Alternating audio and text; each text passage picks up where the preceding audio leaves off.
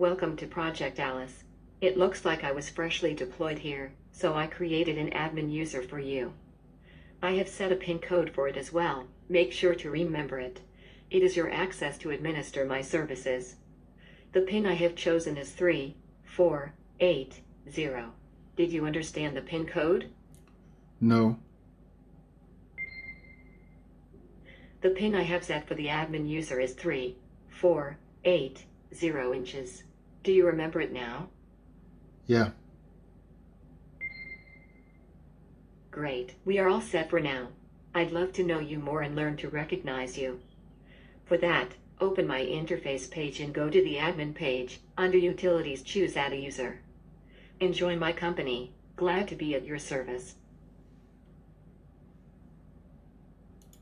To access this part of the interface, I need to authenticate you. Please type admin with your keyboard.